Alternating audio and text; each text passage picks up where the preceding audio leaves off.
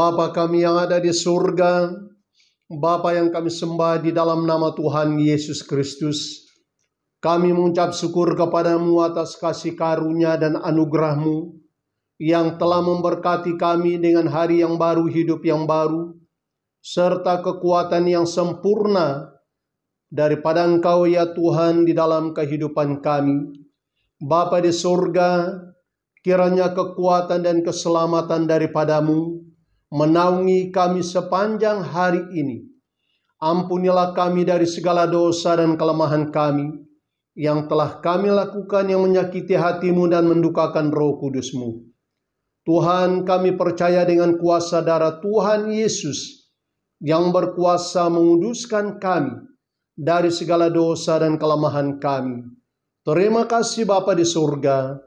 Dengan iman di dalam nama Tuhan Yesus kami berdoa dan mengucap syukur atas semuanya ini. Amin.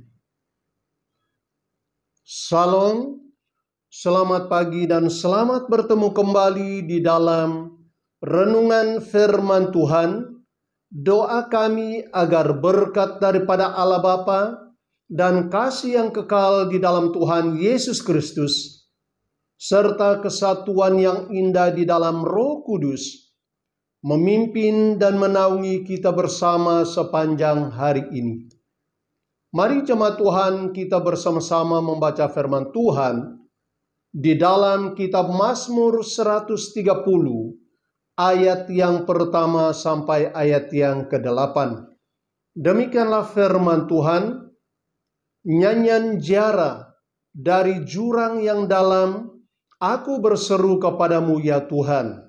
Tuhan, dengarkanlah suaraku, biarlah telingamu menaruh perhatian kepada suara permohonanku. Jika Engkau ya Tuhan mengingat-ingat kesalahan-kesalahan, Tuhan, siapakah yang dapat tahan? Tetapi padamu ada pengampunan supaya Engkau ditakuti orang. Aku menanti-nantikan Tuhan, jiwaku menanti-nanti, dan aku mengharapkan firman-Nya. Jiwaku mengharapkan Tuhan lebih daripada pengawal mengharapkan pagi, lebih daripada pengawal mengharapkan pagi. Berharaplah kepada Tuhan, hai Israel, sebab pada Tuhan ada kasih setia, dan Ia banyak kali mengadakan pembebasan. Dialah yang akan membebaskan Israel dari segala kesalahannya. Jemaat yang dikasihi oleh Tuhan, dari kebenaran firman Tuhan yang telah kita baca pada pagi hari ini, saya membawa kita merenungkan sebuah tema, jurang yang dalam. Jemaat yang dikasihi oleh Tuhan Yesus, jurang yang dalam adalah membicarakan kondisi pemazmur sedang berada di dalam lembah dosa yang dalam dan sempit ketika layaknya di hadapan Allah. Jurang yang dalam juga menggambarkan situasi yang sedang dialami yang begitu ngeri, yang sangat memerlukan pertolongan dan keselamatan daripada Tuhan, seperti kesulitan, keterpurukan atau kesenjangan yang sulit diatasi. Jemaat yang dikasihi oleh Tuhan, kita melihat bersama-sama apakah yang dilakukan oleh si pemazmur dari jurang yang dalam ini. Yang pertama, ada suara yang berseru. Jemaat yang dikasihi oleh Tuhan, pemazmur dengan jujur kepada Allah bahwa dia sedang berseru dari lembah yang dalam dan sepi yang sungguh mengerikan. Di dalam tempat ia sedang berada itu, satu tempat yang penuh dengan penderitaan atau kesengsaraan. Ia berkata, sekalipun aku berseru dari jurang yang dalam ini, Tuhan, tolong dengarlah. Biarlah telingamu menaruh perhatian atas teriakku. Jemaat yang dikasihi oleh Tuhan, seruan si pemazmur dari jurang yang dalam ini adalah satu seruan yang belum terlambat. Teriakannya didengar dan dijawab oleh Tuhan. Orang kaya juga telah berseru dari jurang yang dalam kepada Bapa Abraham, tetapi seruannya adalah satu seruan yang terlambat. Karena selama ia berada di lembah kekayaan, dia tidak pernah hidup takut akan Tuhan dan tidak pernah menaruh belas kasihan kepada orang-orang miskin. Pada waktu dia berada di dalam jurang yang telah memisahkan dia dari Lazarus, barulah ia berseru meminta Lazarus untuk mencelupkan ujung jarinya ke dalam air dan menyejukkan lidahnya. Namun semuanya sudah terlambat. Jemaat yang dikasihi oleh Tuhan, jangan sampai seruan kita itu adalah satu seruan yang sudah terlambat di dalam hidup ini. Lalu yang kedua, ada pengakuan dosa. Pemazmur mengakui bahwa jika Tuhan mengingat-ingat kesalahan, tidak ada seorang pun yang dapat berdiri di hadapannya. Itu di dalam ayat yang ketiga. Ini menunjukkan kesadaran si pemazmur akibat dari dosa. Jikalau Tuhan tidak mau melupakan dosa dan memberi pengampunan kepada orang yang telah berbuat dosa, apakah ada orang yang bertahan untuk hidup di hadapan Tuhan? Tentu tidak. Karena kepada Tuhan ada pengampunan dosa apabila kita berperkara dengan Tuhan. Di dalam kitab Nabi Yesaya pasal yang pertama ayat yang ke-18 berkata, marilah baiklah kita berperkara. Firman Tuhan, sekalipun dosamu merah seperti kirmizi, akan menjadi putih seperti salju. Sekalipun dosamu berwarna merah seperti kain kesumba, akan dikuduskan menjadi putih seperti bulu domba. Jemaat yang dikasihi oleh Tuhan, Tuhan mengampuni orang yang jujur kepada Tuhan. Karena Tuhan tidak pernah berubah di dalam kasih mengasihi umatnya.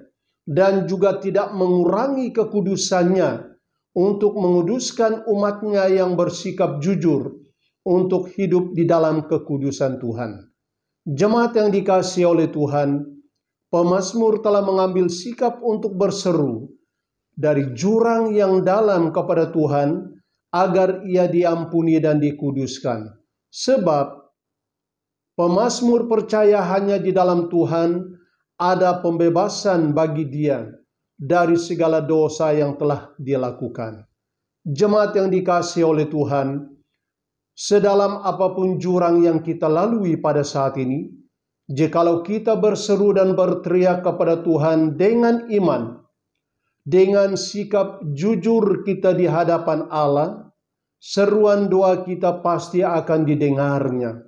Karena ia tidak mengulurkan waktu untuk memberi pertolongan kepada umatnya yang berseru kepadanya siang dan malam. Terpujilah nama Tuhan yang kita sembah. Mari kita berdoa. Terima kasih ya Tuhan atas kebenaran firman-Mu yang senantiasa menjadi terang dan suluh bagi kehidupan kami. Terima kasih ya Tuhan, sedalam apapun jurang yang kami lalui dalam hidup ini, saat kami berseru kepadamu dengan iman, maka Engkau tetap menyendengkan telinga untuk mendengar serta membuka mata untuk melihat dan mengulurkan tangan Tuhan yang penuh dengan kasih dan kuasa menyelamatkan kami. Terima kasih Bapa di surga. Kami juga berdoa untuk keamanan dan keselamatan dunia yang kami diami pada saat ini. Kami percaya dengan kuasa-Mu ya Tuhan. Kami percaya dengan kuasa firman-Mu dapat merubahkan seluruh keadaan yang kocar-kacir pada saat ini menjadi tenang dan indah bagi kami. Terima kasih atas kuasa-Mu yang ajaib, yang dapat merubahkan seluruh keadaan menjadi aman dan tenang bagi kami. Bapa di surga, kami juga berdoa untuk hamba-hamba-Mu yang sedang melayani di ladang Tuhan, baik yang melayani sebagai gembala jemaat, yang melayani sebagai penginjil, yang melayani sebagai guru sekolah teologi, melayani sebagai pemimpin-pemimpin di dalam gereja. Tuhan, kami serahkan ke dalam tangan-Mu pada saat ini. Tuhan, kami percaya dengan janji-Mu bahwa Engkau menyertai kami sampai kesudahan alam. Tuhan, Engkau memperlengkapi kami dengan kuasa dan urapan di dalam kuat kuasa Roh Kudus. Terpujilah nama-Mu Bapa di surga. Yang sakit Tuhan Engkau sembuhkan, yang lemah Tuhan Engkau kuatkan, yang masih hidup di dalam kekhawatiran, Tuhan pertetapkanlah iman mereka. Yang susah Tuhan Engkau hiburkan dimanapun mereka berada pada saat ini. Di dalam nama Tuhan Yesus orang Nazaret, Tuhan, orang yang terikat dengan kuasa-kuasa roh yang jahat dilepaskan dimanapun mereka berada. Terima kasih Bapa di surga atas berkat pemeliharaan-Mu bagi seisi keluarga kami. Sekalipun kami jauh di antara satu sama yang lain, namun Engkau tetap menjadi Tuhan dan Gembala yang baik bagi kami. Haleluya Bapa di surga. Dengan iman di dalam nama Tuhan Yesus Anak Allah yang hidup, kami berdoa dan mengucap syukur. Amin.